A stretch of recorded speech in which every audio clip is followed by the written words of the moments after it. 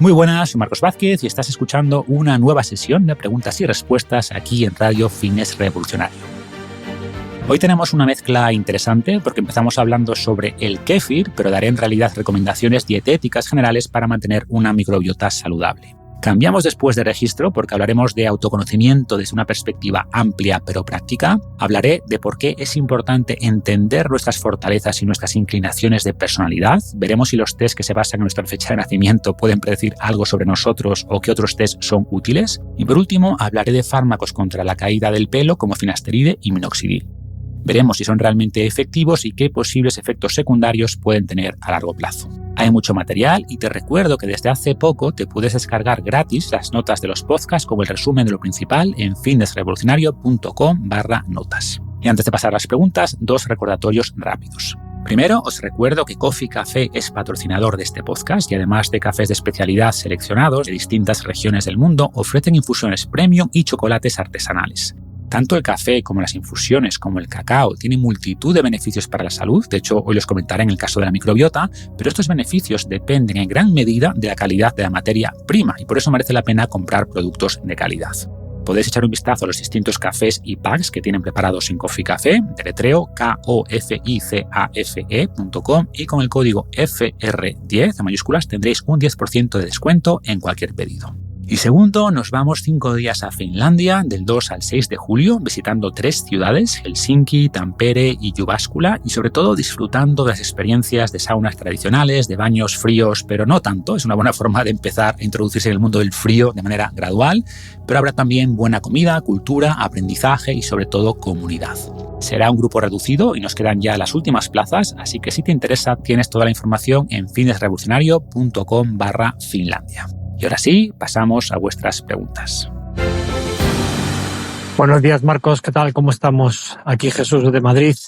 Bueno, primeramente, como siempre, muchísimas gracias por todo el contenido que aportas. Y mi pregunta es relacionada con el kéfir.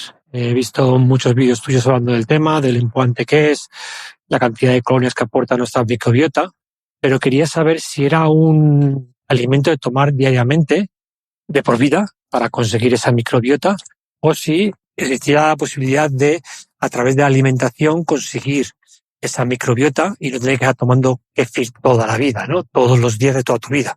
Es una duda que tengo porque al final entiendo que es un producto muy bueno, que a lo mejor tenemos que tomarlo una vez cada X tiempo, ¿no? O como si fuese, yo qué sé, como si tomamos 3 veces por semana huevo, ¿no? Pero a lo mejor no hace falta tomarlo todos los días o a través de la alimentación consigues el mismo efecto.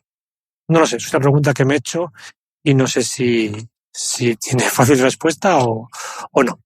Muchísimas gracias por todo y un abrazo muy grande. Gracias por la pregunta, Jesús. Y sobre el kéfir, he hablado varias veces de él porque es un alimento probiótico muy potente. O sea, por ejemplo, mientras que un yogur normal tiene unas pocas cepas bacterianas, típicamente Lactobacillus, Streptococcus, el kéfir tiene decenas y no solo bacterias de más tipos, sino también levaduras, ¿no? O sea, al final es un ecosistema más complejo, más diverso y sabemos que esa diversidad microbiana es mejor en general para nuestra microbiota. Y no debemos pensar solo en la microbiota intestinal, aunque es verdad que es la principal, pero estudios recientes muestran beneficios también en la microbiota oral. Y, por ejemplo, una revisión reciente indica que el consumo de kéfir reduce la presencia de Streptococcus mutans en la boca, que es el causante principal de la caries. En estudios observacionales en grandes poblaciones vemos que el consumo de kéfir se asocia con una mejor función del sistema inmunitario, menores niveles de inflamación, mejor salud digestiva, pero también debemos reconocer que hay pocos estudios que analicen mortalidad a largo plazo, ¿vale? Como si los hay con el yogur. Pero si los estudios muestran menor mortalidad por casi cualquier causa con el consumo de yogur, pues casi seguro que veríamos lo mismo con el kéfir, que como hemos comentado tiene mayor riqueza microbiana. Pero lo que sí tenemos, que además nos va a ayudar a responder tu pregunta, son muchos ensayos clínicos a corto plazo que tienen la ventaja de que sí demuestran causalidad de los beneficios que decía antes, ¿no? De más diversidad microbiana, de mejora en parámetros de inflamación, en reducción de síntomas intestinales, menor presión arterial, se vio también en un estudio, y por tanto tenemos los mecanismos conocidos, ¿no? Mecanismos fisiológicos que explicarían estos beneficios, tenemos los estudios observacionales en grupos grandes con seguimiento a largo plazo y los ensayos clínicos de corto plazo en grupos bien controlados donde mejoran distintos parámetros en unas pocas semanas o pocos meses al empezar a consumir kéfir. Por tanto, el kéfir es un buen alimento, así en general, y respondiendo ya a tu pregunta de si hay que tomarlo todos los días para beneficiarse de él, pues no es necesario. O sea, por definición, no hay ningún alimento que tengamos que comer todos los días, ¿vale? Lo importante para la salud es el patrón dietético global. Y si hablamos de la microbiota, pues hay otros muchos alimentos que son también beneficiosos y que también deberíamos incluir. Por ejemplo, son muy importantes los prebióticos, es decir, alimentos para las bacterias. Y por eso debemos intentar incluir diversidad de alimentos vegetales, idealmente más de 20 o 30 tipos incluso distintos a la semana, ¿no? Es decir, distintas variedades de verduras, de legumbres, de frutas, de cereales como avena. Los polifenoles también se consideran actualmente prebióticos y alimentos como cacao, como té, como café, pues además de los anteriores, mejoran la microbiota por esa riqueza de polifenoles. Y después están los alimentos probióticos, ¿no? Que incluyen ya riqueza microbiana. Y aquí, como hemos dicho, el kéfir es uno muy bueno, pero también está el yogur, también está el chucrut, también está el kimchi, el miso o incluso bebidas como la kombucha. Pero es verdad que dentro de estos alimentos probióticos, el kéfir es de los más ricos en bacterias, en levaduras y además suele gustar más, ¿no? O sea, el gusto tiene un componente cultural, obviamente, pero en general en Occidente, tanto en Europa como en América, pues consumimos más lácteos y menos chucrut, menos kimchi o menos miso y pues eso, los lácteos fermentados suelen ser mejor aceptados. Pero, de nuevo, una persona que consuma una variedad de todo lo anterior y consuma kéfir 2 o 3 veces a la semana va a tener una mejor microbiota y mejor salud en general que alguien que toma kéfir todos los días pero apenas consume fibra o no consume otros alimentos probióticos. Y después, respecto a la dosis, pues en los estudios de intervención se usan entre 180 y 250 mililitros al día, que viene a ser un vaso más o menos. Y en estos estudios sí se toma a diario, porque como son estudios cortos, de pocas semanas generalmente, o 8, 10, 12 semanas, pues quieren asegurarse que se llega a probar una dosis continua, ¿vale? Pero como decía, ya en nuestro día a día no es necesario y se trata simplemente de que sea parte de nuestra alimentación. En mi caso, lo añado casi siempre al batido post-entreno, unos 100 mililitros de kéfir y después un poco al yogur, ¿no? Por ejemplo, si desayuno o ceno yogur con frutos rojos, con frutos secos, con avena, con semillas, que es un plato típico en mi caso, pues además de yogur, añado quizás 50 mililitros de kéfir, 50, 70. Entonces, no lo consumo a diario, pero fácil 4 o 5 veces a la semana y, como decía, aunque fueran 2 o 3, pues seguiría siendo beneficioso, pero insisto, en el marco de una buena alimentación general para nuestra microbiota que tiene muchas patas distintas. Y por último, lo de siempre, que aunque hablemos de kéfir en general, no es lo mismo un kéfir más tradicional, vamos a decir, que un kéfir comercial azucarado. Y de hecho, en alguno de los ensayos clínicos que comenté antes, se hizo la comparación y se observó que el tradicional ofrecía más beneficios. O sea, esto pasa como con los yogures, ¿no? Que los hay buenos y no tan buenos. Y en mi caso, consumo sobre todo los de cantero de Letour, de cabra, que han patrocinado justamente este podcast alguna vez y es precisamente porque son mis favoritos, ¿no? Pero bueno, más allá de marcas concretas, se trata de que sean de buena calidad. Hola Marcos, antes de preguntarte, un profundo agradecimiento por compartir información tan bien analizada y a mi percepción tan bien contrastada. Bueno, hace unos días, en una fría mañana de trabajo, entre una y otra reunión con algo de cansancio, estaba revisando contenido de cómo mantener buenos niveles de energía y que sean estables y duraderos para mejorar mi productividad en el trabajo y a veces en el deporte, porque hago algo de running con sesiones esporádicas de fuerza. Lo particular es que me encontré con algo muy inquietante llamado Human Design o diseño humano, donde en base a tu fecha de nacimiento, hora y lugar determinan el prototipo carácter, entre comillas, carácter de la persona que puedes llegar a ser o convertirte. Brinqué de mi silla cuando la descripción de mi prototipo llamado proyector decía con tanta precisión, hasta un poco escalofriante, cómo me sentía, hablando de mi inconsistencia energética y de cómo debería manejar mi vida. Me gustaría, con tu vasto contexto en estoicismo, deporte y ciencia, si este tipo de explicaciones filosóficas, algo esotéricas a mi criterio, del ser humano sí podrían precondicionar nuestro comportamiento, o si yo deseo a pulso, convertirme en un workaholic, amoldando mi comportamiento con vasta disciplina y fortaleza mental. Y si eso último también puede llegar a ser natural o antinatural. Muchísimas gracias. Gracias a ti por la pregunta, y la respuesta corta es que ninguna de estas técnicas o teorías que afirman poder predecir tu personalidad o tu futuro según cuándo naciste y la posición de los astros tienen validez. Primero, no conocemos ningún mecanismo plausible que pudiera explicar nada de eso, y segundo, cuando se han hecho estudios para comparar esas explicaciones con el simple azar, pues no se observa que puedan predecir nada de manera más precisa que el puro azar, ¿no? Lo que sí podemos explicar es por qué cuando leemos estas cosas, ¿no?, como es tu caso, pues pensamos que nos escribe tan bien. Y es por el llamado efecto Forer más algún sesgo adicional. Y lo explico en mi libro Sabiamente, en una sección que empieza con esta cita. No creo en la astrología. Soy Sagitario y los Sagitarios somos muy escépticos. Arthur C. Clarke. Estás en una primera cita y la otra persona te pregunta tu signo del horóscopo. Le respondes que eres Escorpio, pero que no crees mucho en esas cosas. Te asegura que tu signo zodiacal dice mucho sobre tu personalidad y para demostrarlo te lee las características de un Escorpio. Los Escorpios son leales, inteligentes, astutos y estoicos. Se mantienen firmes en sus creencias y no anhelan la aprobación externa. Tienen fuerza de voluntad, saben lo que quieren y no tienen miedo de trabajar duro y jugar a largo plazo para conseguirlo. Pues sí que se parece a mí, piensas, quizás sea cierto esto del horóscopo. Y al pensar esto, estarías cayendo en el llamado efecto Forer. En 1948, el psicólogo Bertrand Forer dio a sus estudiantes un test de personalidad, prometiéndoles un análisis personalizado basado en sus respuestas. Tras revisar los resultados del test, los alumnos debían indicar con qué precisión había acertado el test, calificándolo con una valoración de entre 0 y 5. El promedio fue de 4,26. Parecía que el test tenía una gran capacidad de predecir la personalidad. Pero después, Forer confesó que había entregado el mismo resultado a todos los alumnos. La clave del engaño estaba en incluir suficientes frases vagas y positivas con las que se pudiera identificar la mayoría. Cosas como a veces te sientes inseguro, especialmente en situaciones nuevas, a veces eres extrovertido, afable y sociable, mientras que en otras ocasiones eres introvertido y reservado. O también, aunque tienes algunas debilidades de personalidad, generalmente logras compensarlas. También sientes que esto refleja bastante bien tu personalidad, ¿verdad? En el fondo, todos somos más parecidos que distintos. Tenemos deseos y problemas similares, lo que nos hace identificarnos con muchas de estas afirmaciones generales. El efecto Forer es una de las causas por las que la gente cree en los horóscopos, las cartas astrales o las lecturas psíquicas. Se alimenta además de algunos de los sesgos anteriores. Bueno, de los sesgos anteriores que explico en el libro, obviamente.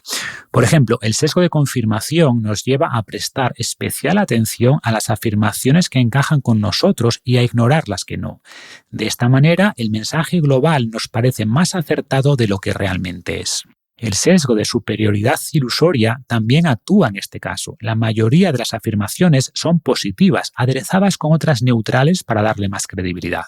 Dado que tenemos gran facilidad para atribuirnos rasgos positivos, los halagos nos suenan más verdaderos que las críticas. Y por último estaría el sesgo narrativo. Amamos la idea de que el universo tenga un guión escrito solo para nosotros. Nos gusta creer que los astros se alinearon en el momento exacto de nuestro nacimiento. Además, nuestra necesidad de buscar patrones nos lleva a ver destinos escritos en las estrellas, en las manos o en las cartas del tarot. En resumen, el efecto Forer es como un espejo mágico que solo refleja las características que nos gustan de nosotros mismos. Para no caer en esta dulce ilusión de singularidad, recuerda que sí, eres único como todos los demás. Y volviendo a tu pregunta, pues algo similar ocurre con todo esto de Human Design, ¿no? De hecho, para probarlo, pues metí mis datos, mi fecha de nacimiento, la hora, el lugar de nacimiento, y esto es lo que me dice. Estás diseñado para ser una persona naturalmente activa y una fuerza creativa, para ser magnético y permitir que las cosas lleguen a ti, para confiar en tu intuición en cada momento, para sentirte satisfecho cuando estás alineado, para encontrar plenitud a través de la conexión con los demás, para ser una fuerza poderosa de cambio y una autoridad, para ocupar una posición de influencia profunda, para ser un cuidador natural e inspirar confianza en otros, para recibir inspiración de las personas y del mundo que te rodea, para estar abierto a distintas perspectivas, para tener una voz fuerte y poderosa, para sentirte auténticamente expresado en tu trabajo y en tu vida, para sentir que no tienes nada que demostrar, para ser empático, sensible a las emociones de los demás, para priorizar tu entusiasmo y tu alegría, para tener una intuición sólida y fiable y para ir más despacio sin aplicar un sentido de urgencia a todo lo que haces. Y este es simplemente el resumen, porque después, por solo $29, ya me envían el informe completo. Pero como veis, son todo generalidades que cumplen lo que decía antes, ¿no? Que buscan que casi todo el mundo pues encuentre algo que diga, sí, así soy yo, ¿no? Porque, de nuevo, todos somos más parecidos que distintos, nos creemos más las cosas positivas, o si hablamos de problemas de energía, como es tu caso, pues son también compartidas por la mayoría de personas que viven vidas similares, ¿no? Así que, en resumen, no pierdas el tiempo con esto y céntrate en lo que sí sabemos que funciona, como dormir un poco más, como comer mejor, como aprender a lidiar algo mejor con el estrés, etc. Hola Marcos, soy Alessia, italiana afincada en Portugal y soy la famosa loca que fue a Letour en coche con su pareja para ir al evento del Cantero de Letour. Pues estoy con tu último libro, sabiamente, bien lleno de notas, subrayado y ahora, claro, hasta tiene tu firma, así que maravilloso. Muchas gracias. Pues sobre ello tienes mi pregunta. Hablas de sesgo de confirmación y sesgo de negatividad, donde desde pequeños nos enseñan más en corregir nuestros errores que enfocarnos en nuestras fortalezas. Hace unos años, durante mi trabajo de Project Manager, me topé con la metodología Gallup y la herramienta Clifton Strengths. Pero me preocupa caer en ese sesgo de confirmación, porque hice el test, que es muy extenso, el resultado también lo es, muy bueno, demasiado bueno para ser verdad, lo que ocurre con el horóscopo. Entonces, ¿conoces esta herramienta o aconsejarías otra más allá del propio autoconocimiento? Grazie mille, muchas gracias. ¿Qué tal, Alexia? Me acuerdo perfectamente de vosotros y gracias por hacer el viaje desde Portugal. Espero que mereciese la pena. Y seleccioné esta pregunta porque encaja muy bien con la anterior. En el mercado se venden un montón de test o de pruebas, cuestionarios distintos que prometen explicar cómo eres o qué decisiones deberías tomar con tu vida, ¿no? Y me parece un tema interesante para tocar. Pero antes de hablar de herramientas generales, hay algunas en concreto que nos pueden ayudar a identificar nuestras fortalezas. ¿Y por qué es importante esto? ¿Por qué lo comento en el libro? Porque desde pequeños, como decías, nos condicionan a poner mucho más esfuerzo en corregir nuestras debilidades, ¿no? Pero generalmente las personas más felices y más exitosas son las que diseñan su vida alrededor de sus fortalezas y las potencian, ¿vale? No las que dedican más tiempo a trabajar en sus debilidades. Y esto es lo que escribía en concreto en Sabiamente. Desde que somos pequeños nos hacen dedicar mucho más tiempo a corregir nuestras carencias que a potenciar nuestros talentos. El resultado es una sociedad de perfiles generalistas con capacidades similares, mucha gente mediocre no diferenciada, sin grandes debilidades pero sin grandes fortalezas. Cuando un niño llega a casa con un par de calificaciones excelentes, varias buenas y una mala, ¿dónde ponen más atención los padres? En la mala. Le preguntarán qué ha pasado, hablarán con el profesor, buscarán una clase privada de apoyo en esa materia, odia los números, vamos a hacer que les dediques más tiempo para superar tu incompetencia. En resumen, pasan por alto nuestras fortalezas y se centran en nuestras debilidades. Y esto continúa durante la carrera laboral. ¿Cuál es tu mayor defecto? Es una pregunta clásica de las entrevistas de trabajo. Las evaluaciones de desempeño pasan rápidamente por los puntos fuertes para centrarse en las carencias, eufemísticamente llamadas oportunidades de mejora. Pero es un error. Tu verdadera oportunidad de mejora reside en tus fortalezas, no en tus debilidades. Invertir tiempo en potenciar tus talentos te ayudará a lograr la excelencia. Gastar tiempo luchando contra tus deficiencias conseguirá, en el mejor de los casos, que alcances la mediocridad. Y mientras que el colegio castiga tus debilidades, el mundo recompensa tus fortalezas. Si se te da bien escribir, digamos que eres un 9 sobre 10, pero eres malo en matemáticas, quizás seas un 5, el colegio te empujará a dedicar tiempo a lo segundo. Y supongamos que con el mismo esfuerzo que necesitarías para pasar de 5 a 6 en matemáticas, pudieras pasar de 9 a 9,8 en escritura. En la vida real, un punto más en matemáticas tendrá poco impacto, pero formar parte del 1% con mejor capacidad de escritura puede marcar la diferencia entre escribir un bestseller o que nadie te lea. Como explicaremos más adelante, un mundo cada vez más globalizado e hiperconectado hace que destacar en alguna capacidad respecto a los demás genere recompensas desproporcionadas. Ser un 1% mejor puede generar una recompensa un 10% superior. Un ejemplo claro es el deporte. El mejor tenista del mundo es solo un poco mejor que el octavo, pero gana muchísimo más dinero. Y si no encuentras una fortaleza clara, trabaja en averiguarla. Como dicen, todo el mundo es un genio, pero si juzgas a un pez por su habilidad de trepar un árbol, pasará toda su vida creyendo que es estúpido. Si eres un pez, deja de intentar aprender a trepar. Demuéstralo bien que puedes nadar. Tampoco se trata de ignorar todas tus carencias, por supuesto. Veremos más adelante que algunas pueden ser limitantes y deben resolverse. Pero tendrás una vida más plena y exitosa si te centras en potenciar tus talentos. Recuerda que todo gran genio tiene alguna gran debilidad. Y personalmente he dedicado en mi vida mucho tiempo a pensar en qué soy bueno, qué cosas me resultan fáciles, que les parecen difíciles a otras personas, y creo que parte de mi éxito, entre comillas, se debe a esto, ¿no? Y no hablo únicamente del éxito laboral o financiero, sino de satisfacción vital, ¿no? De sentir que estás haciendo algo que te aporta propósito, algo que disfrutas, que es fundamental también para la salud mental, ¿no? Y una parte importante es alinear tus fortalezas con lo que haces la mayor parte del día.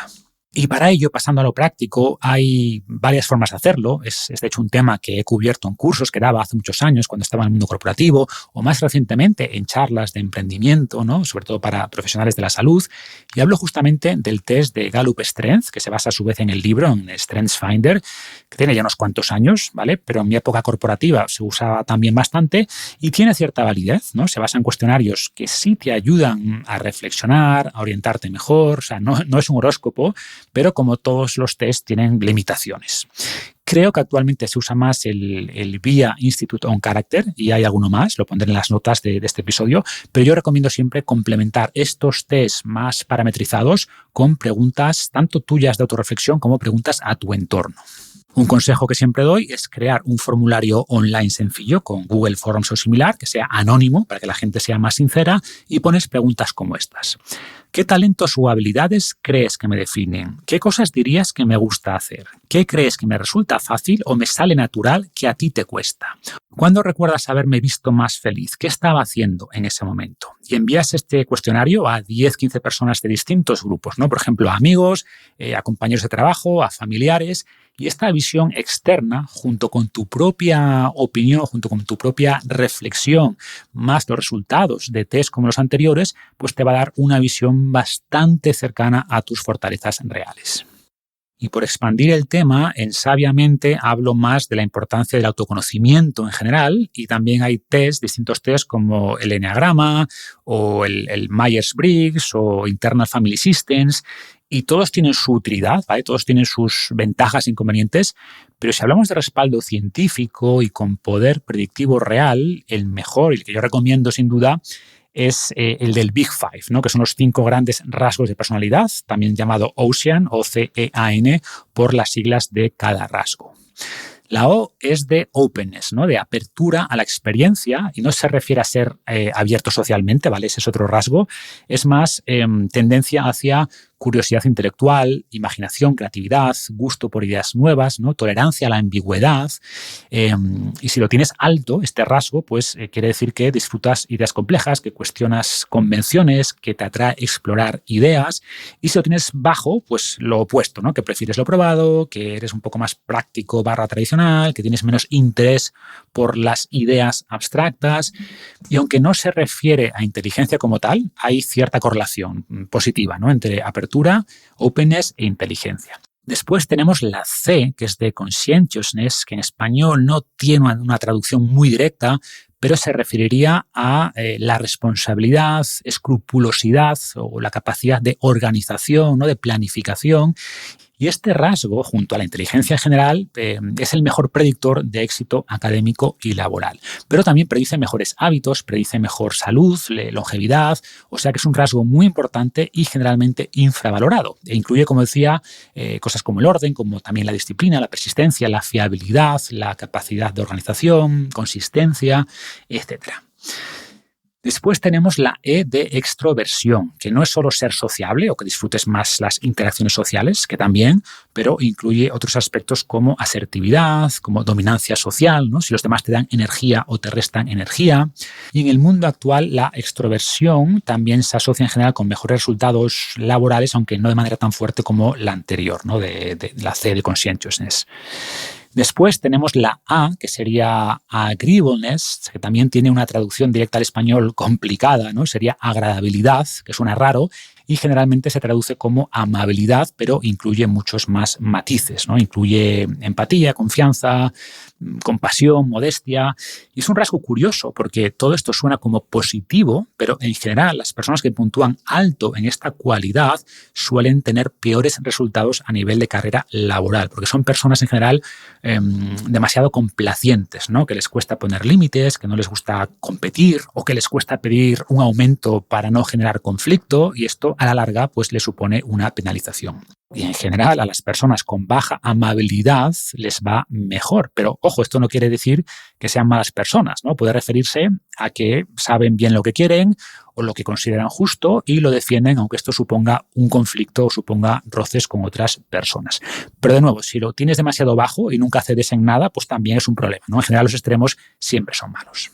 Y por último, la N final de Ocean sería neuroticismo, que suena mal, pero sería básicamente estabilidad emocional o cómo de sensible eres a emociones negativas.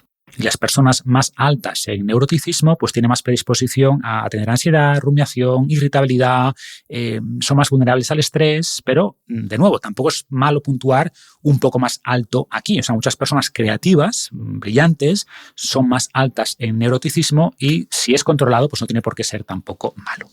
Y volviendo al tema principal, ¿no? De autoconocimiento, pues hay tests que te permiten identificar cómo puntúas en estos grandes rasgos y sin ser perfecto, ningún test es perfecto, es lo que más poder predictivo tiene y lo que cuenta con más validación científica.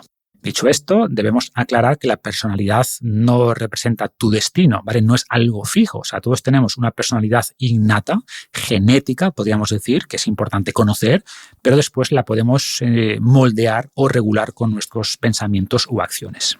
Y si os interesa este tema, podéis escuchar la entrevista que tengo con José Luis Carrasco sobre personalidad. Y en mi caso, he hecho 3 test de personalidad en puntos distintos de mi vida y los resultados son bastante estables, ¿no? Puntúo alto en apertura y responsabilidad, medio bajo en extraversión, soy más bien introvertido, puntúo medio alto en amabilidad y bajo en neuroticismo.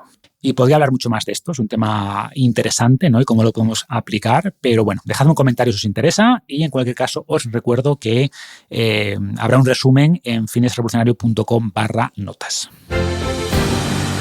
Hola Marcos, te habla Quique de Madrid y mi pregunta va relacionada sobre el finasteride y el minoxidil.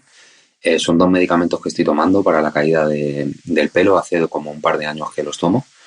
Y nada, quería preguntarte si conoces algún estudio fiable o si tienes información. Digamos que si empiezo a tomarlo con 40 años y sigo tomándolo hasta los 50, cuán perjudicial sea para la salud, qué efectos secundarios pueda tener, si hay ya como estudios que arrojen un poco de información sobre esto. Esa era mi pregunta. Muchas gracias, Marcos. Gracias por la pregunta, Quique, y la respuesta es que sí, son fármacos que se consumen desde hace muchas décadas por millones de personas, sobre todo hombres, porque es mucho más común en ellos la alopecia androgénica o androgenética, pero también lo consumen muchas mujeres. Es un tema que toco en mi libro Vive Más, así que voy a empezar leyendo algunos fragmentos y después seguimos profundizando. Primero, para entender por qué funcionan estos fármacos, debemos entender los motivos de la calvicie, especialmente en el hombre, y esto es lo que cuento en Vive Más. El pelo es un filamento que crece a partir de un folículo piloso situado en la dermis de la piel. Se compone principalmente de queratinocitos, células ricas en la proteína queratina. La parte del pelo que permanece en el folículo capilar se llama raíz y es la única parte viva del pelo. El resto es tejido muerto. No tiene actividad bioquímica ni sensorial, por eso no nos duele cortarnos el pelo. Cada folículo tiene células madre que se dividen para dar lugar a nuevo pelo, con una vida promedio de 5 años.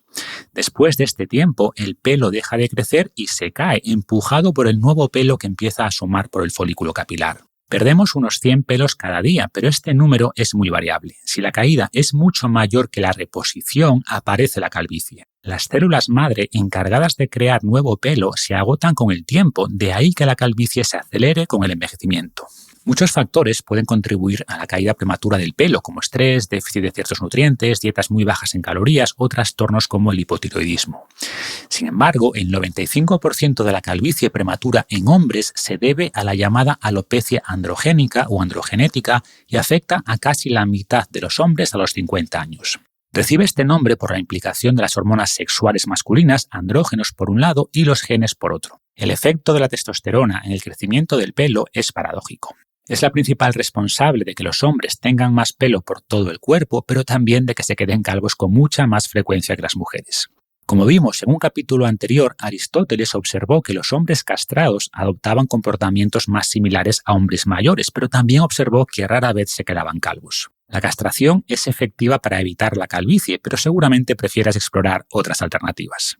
En realidad, la culpa no es tanto de la testosterona como de la dihidrotestosterona o DHT, producida a partir de la testosterona por acción de la enzima 5-alfa reductasa. La DHT es un andrógeno mucho más potente que la testosterona. Es responsable del crecimiento de la próstata y también del debilitamiento de los folículos pilosos del cuero cabelludo. Con el tiempo, estos folículos se miniaturizan y finalmente mueren. Pero más DHT no implica necesariamente más calvicie, ya que su efecto depende del número de receptores de esta hormona en los folículos pilosos y algunos hombres tienen muchos más receptores que otros. La distribución de estos receptores explica también el patrón típico de pérdida de pelo. El pelo de la parte superior de la cabeza tiene muchos más receptores de DHT que el pelo de los lados y la parte posterior, por eso no solemos perder ese pelo. Y después profundizo un poquito más en este tema, pero voy a pasar ya a tu pregunta porque lo que hacen estos fármacos, finasterida o dutasterida, es bloquear la enzima 5-alfa reductasa, es decir, evitan que la testosterona se convierta en DHT y no afecte, por tanto, al folículo capilar. Y otro tejido que es muy sensible a la DHT es la próstata y es el motivo por el que la próstata va aumentando de tamaño en los hombres al envejecer y de hecho la finasteride se aprobó inicialmente para tratar la hiperplasia benigna de próstata en 1992 y 5 años después, en el 97, se aprobó para la caída del pelo. La molécula es exactamente la misma, pero la dosis es distinta y normalmente se pauta 5 miligramos para la hiperplasia de próstata y 1 miligramo al día para el pelo. Y al ser un fármaco que lleva más de 30 años en el mercado, que consumen millones y millones de hombres de manera diaria, pues tenemos bastante evidencia sobre sus efectos secundarios, que son poco comunes, sobre todo con la dosis más baja de 1 miligramo que se usa para la calvicie, pero sin duda existen. Y el principal efecto secundario o efectos tienen que ver con la función sexual y se reporta que entre el 1 y el 3% de usuarios puede sufrir disminución de libido, disfunción eréctil o menor volumen de eyaculado. Pero hay que destacar que en muchos estudios la diferencia con placebo es pequeña y que si se avisa de este posible efecto, los hombres conocen este posible efecto, aumentan mucho los reportes, por lo que seguramente haya también efecto nocebo. Es decir, si piensas que vas a sufrir este efecto, tienes más riesgo de sufrirlo. Así que bueno, espero que esto no te condicione, Quique. Y también se han reportado, aunque con menos frecuencia todavía, síntomas psicológicos asociados a baja testosterona, como neblina mental o incluso síntomas depresivos.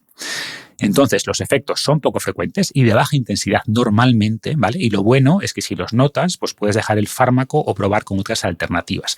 Quizá lo único que no notarías sería la reducción en fertilidad, porque si estás buscando un embarazo o los hombres que lo estén buscando y si ese embarazo no llega, pues quizás probaría a quitar el fármaco unos meses.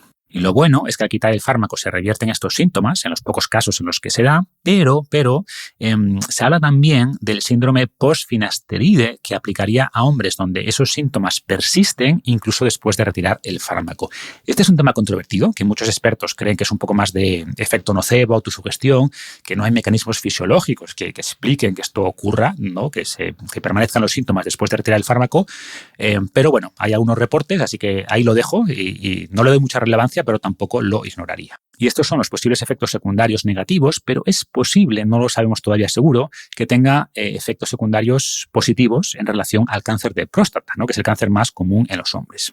Los datos no son muy claros todavía, como decía, pero merece la pena hablar sobre el tema y ahora entenderás por qué. Primero, tenemos un gran estudio en casi 20.000 hombres donde se observó que los que usaban finasteride tuvieron un 25% menos de cáncer de próstata, al reducir seguramente la acción de la DHT, ¿no? Que potencia la replicación celular en este tejido.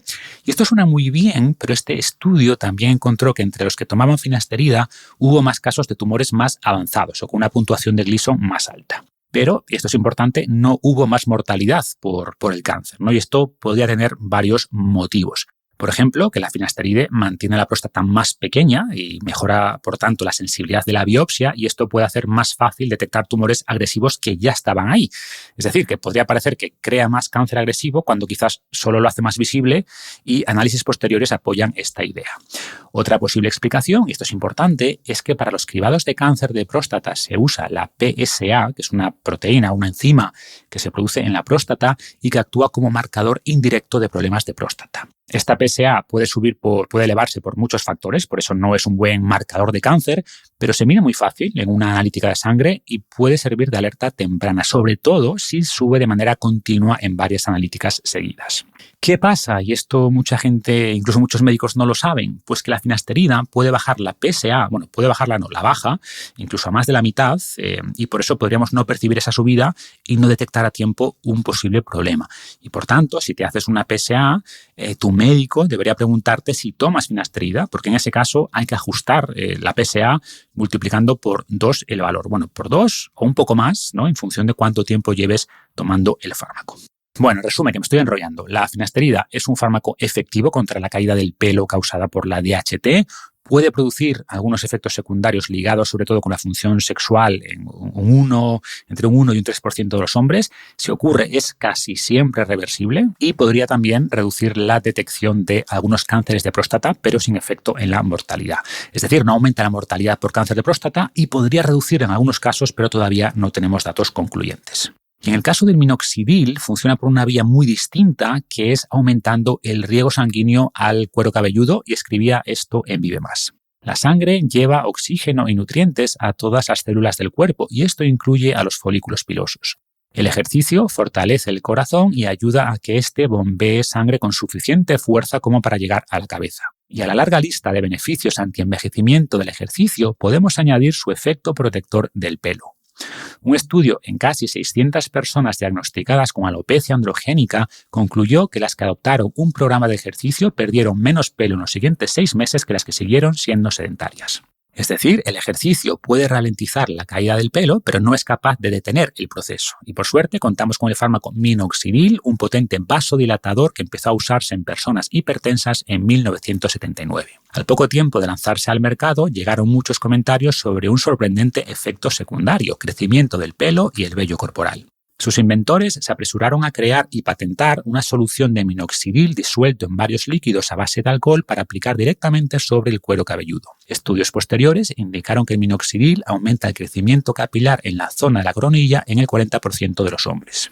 Incluso en casos donde el minoxidil no es efectivo aplicado directamente sobre la piel, podría funcionar tomado como pastilla en baja dosis. De hecho, estudios en ratones indican que el minoxidil podría mejorar el riego sanguíneo al cerebro y mitigar así el riesgo de demencia. Es decir, tradicionalmente el minoxidil se usaba de manera tópica, o sea, aplicándolo sobre el cuero cabelludo, pero es bastante engorroso, puede producir picor y, por tanto, muchos hombres no lo hacían, ¿no? Y de manera más reciente se usa también como pastilla, que entiendo que es como la estás tomando tú. Y en este formato se considera un fármaco seguro, pero podría aumentar el vello en zonas no deseadas o a nivel cardiovascular podría producir palpitaciones, taquicardia o habría que tener cuidado en el caso de personas con baja presión arterial. De nuevo, son efectos poco comunes y en general leves, pero si se notan, pues habría que dejar de tomar el fármaco, habría que avisar al médico. Y en resumen, ya para terminar, son fármacos muy probados, con una larga historia que consumen muchas personas y lo más probable es que no tengas ninguno de estos efectos, pero todos los fármacos, todos tienen sus posibles efectos adversos y debemos conocerlos. Y con esto termino, pero antes de despedirme voy a leer una de las newsletters más recientes a las que os podéis apuntar gratis en fitnessrevolucionario.com/lista. Esta en concreto gustó mucho y en ella explicaba por qué debemos pensar más en momentos que en tiempo y empieza con esta cita. La vida no se mide en tiempo, se mide en momentos. Imagina que te encanta ver puestas de sol en la montaña. Podrías pensar que tienes 30 o 40 años más para seguir disfrutando esta experiencia, pero cuando empiezas a contar, la cosa cambia. Si disfrutas esas puestas de sol en la naturaleza 2 o 3 veces al año, porque ya sabes, la vida ajetreada y todo eso, pues no te quedan décadas, te quedan 100 veces. Cuando cuentas en tiempo, te sientes rico. Cuando cuentas en momentos, descubres que eres mucho más pobre de lo que creías. La vida no se mide en años, se mide en veces. No tienes una gran cuenta corriente llena de tiempo, tienes un bono limitado de usos. Lo mismo ocurre con las personas que quieres. Si vives lejos de tus padres y los ves 2 veces al año, no tienes 20 años más con ellos, tienes 40 veces. Y esta es la paradoja. Cuantas más veces piensas que te quedan, menos las valoras. Y cuando empiezas a valorarlas, te quedan pocas. Pensar en veces nos hace ser más conscientes de cómo usamos el tiempo. Y cómo usamos el tiempo es, por supuesto, cómo usamos nuestra vida. Recuerda, no tienes toda la vida por delante, tienes un puñado de oportunidades. No las gastes en tonterías. Y ahora sí me despido, muchas gracias por escuchar y nos vemos en el próximo episodio.